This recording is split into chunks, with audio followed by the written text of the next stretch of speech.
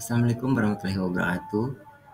Kami dari kelompok 1 akan mempresentasikan mata kuliah Filsafat Pendidikan Islam dengan tema konsep filosofis tentang prinsip, dasar, dan tujuan pendidikan Islam. Pengertian filosofis pendidikan Islam. Filosofi adalah kata serapan dari bahasa Inggris yaitu filosofi.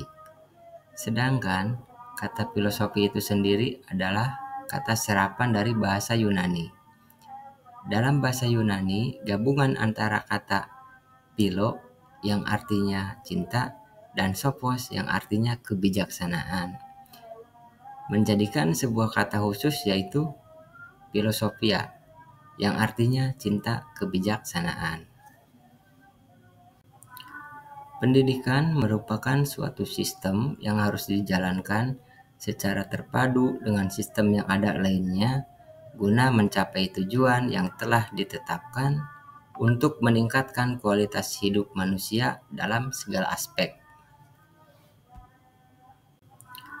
Pendidikan merupakan suatu sistem yang harus dijalankan secara terpadu dengan sistem yang ada lainnya guna mencapai tujuan yang telah ditetapkan untuk meningkatkan kualitas hidup manusia dalam segala aspek.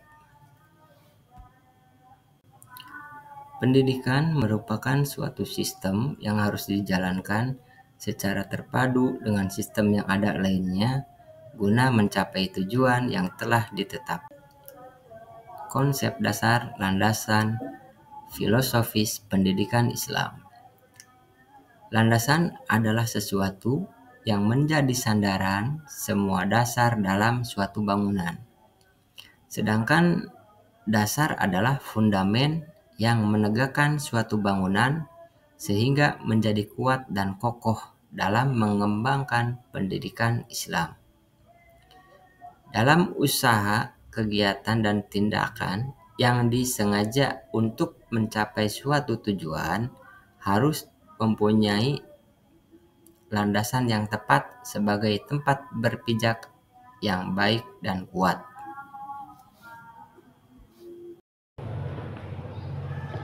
Di sini saya akan menjelaskan sumber pokok dasar pendidikan Islam.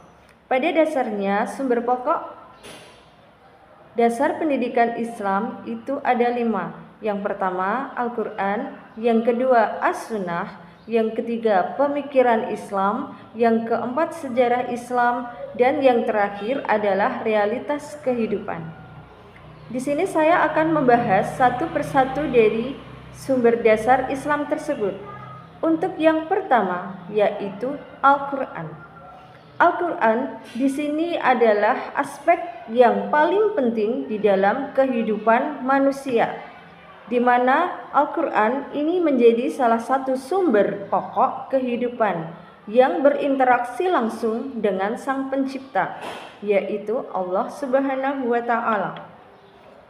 Al-Quran ini memiliki gagasan yang mendasar dan amat luas. Di sini di berbagai bidang kehidupan manusia ini semuanya bersumber dari Al-Quran.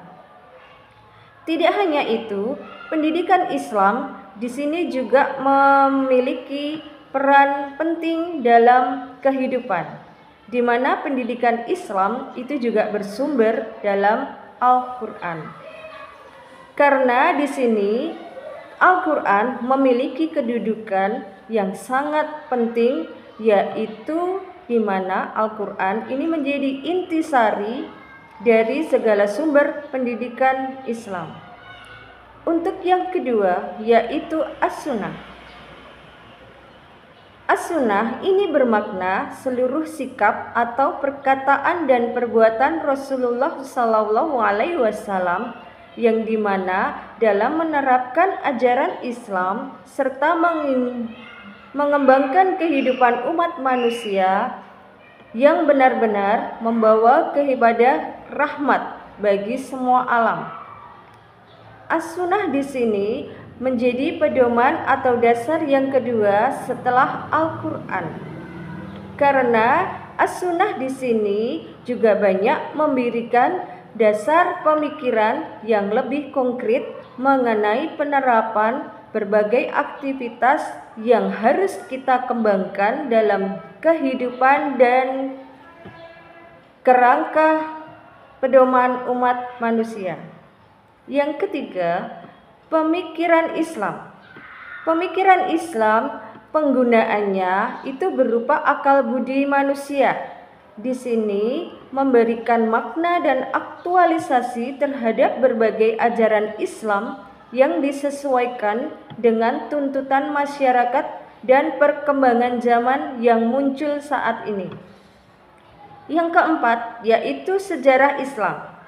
Sejarah Islam atau sejarah kebudayaan Islam di masa lampau ini juga menjadi pedoman atau dasar yang penting juga bagi pendidikan Islam. Karena di sini dalam sejarah Islam ini memberikan gambaran bagi umat manusia di zaman sekarang tentang pengembangan pendidikan Islam di masa lampau dan bisa dijadikan landasan sebagai sumber penting di dalam pendidikan Islam itu sendiri. Yang terakhir yaitu realitas kehidupan. Realitas kehidupan saat ini yang tampak secara nyata, umat manusia ini memiliki beragam sifat dan beragam realitas kehidupan yang mungkin setiap manusia itu memiliki realitas yang berbeda-beda. Nah, di sini realitas kehidupan di dalam pengembangan pendidikan Islam itu juga perlu dikembangkan, karena di mana realitas kehidupan manusia ini bisa menjadi alat pendukung yang bisa dijadikan sumber dalam rangka pendidikan Islam. Jadi di sini dari uraian tersebut di atas intinya yaitu landasan dasar filosofis pendidikan Islam itu adalah suatu dasar atau landasan di mana itu bisa menjadi sumber yang dibangun dan dikembangkannya pendidikan Islam baik secara filosofis maupun teoritis dan empiris di dalam pendidikan Islam. Dengan demikian dapat dinyatakan bahwa pemikiran mengenai landasan yang menjadi sumber dasar pendidikan Islam itu adalah Al-Quran dan As-Sunnah.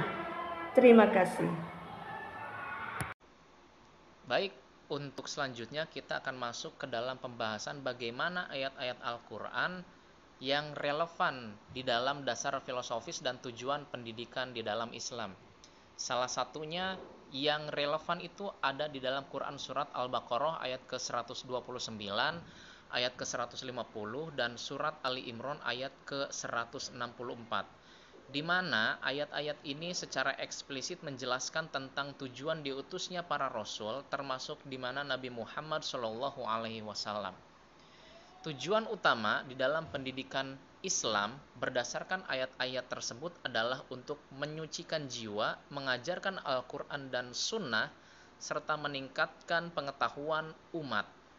Dengan kata lain, pendidikan Islam tidak hanya berfokus pada aspek kognitif, tetapi juga pada aspek afektif dan psikomotorik.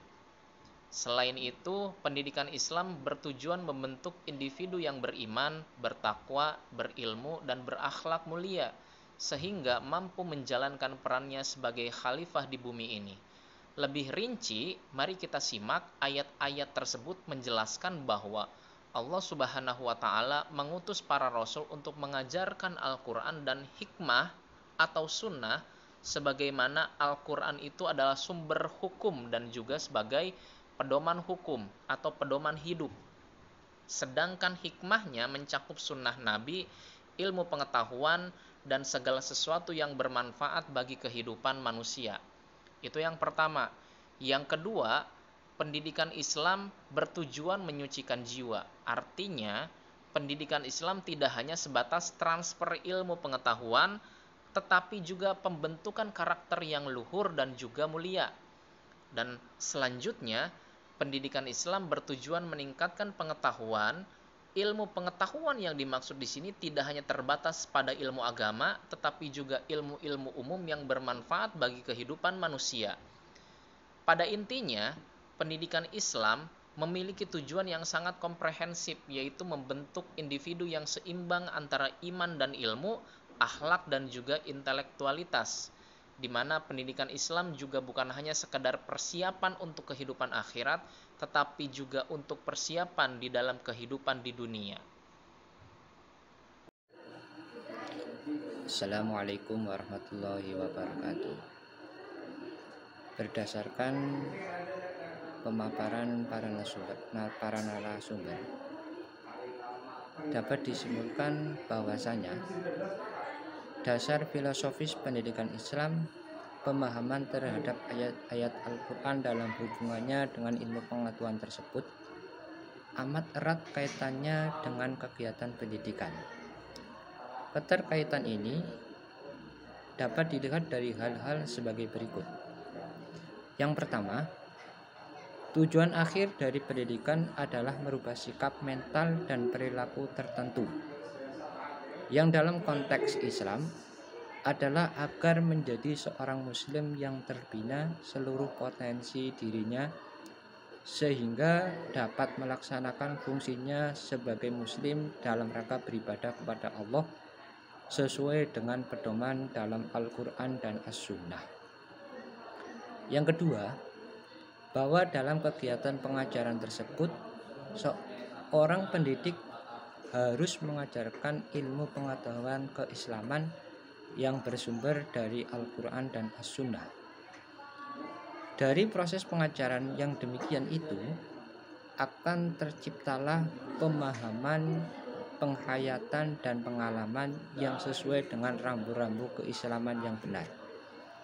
Ketiga, bahwa melalui pendidikan diharapkan pula lahir manusia yang kreatif, sanggup berpikir sendiri walaupun kesimpulannya yang lain dari yang lain, sanggup mengadakan penelitian, penemuan dan seterusnya. Sikap yang demikian itu amat dianjurkan dalam Al-Quran. Keempat, bahwa pelaksanaan pendidikan harus mempertimbangkan prinsip pengembangan ilmu pengetahuan sesuai dengan petunjuk Al-Quran, yaitu pengembangan ilmu pengetahuan keislaman yang ditujukan bukan semata-mata untuk pengembangan ilmu pengetahuan itu sendiri, melainkan untuk membawa manusia semakin mampu menangkap hikmah di balik ilmu pengetahuan, yaitu rahasia keagungan Allah. Dari keadaan yang demikian itu, maka ilmu pengetahuan tersebut akan memperkokoh akidah, meningkatkan ibadah dan akhlak yang mulia. Kelima, pengajaran berbagai ilmu pengetahuan keislaman dalam proses pendidikan yang sesuai dengan ajaran Al-Quran akan menjauhkan manusia dari sikap takabur, sekuler dan ateistik, sebagaimana yang pada umumnya dijumpai pada pengembangan ilmu pengetahuan di masyarakat Barat dan Eropa. Demikian kesimpulan dari materi yang disampaikan oleh para narasumber. Sekian dari saya. Wassalamualaikum warahmatullahi wabarakatuh.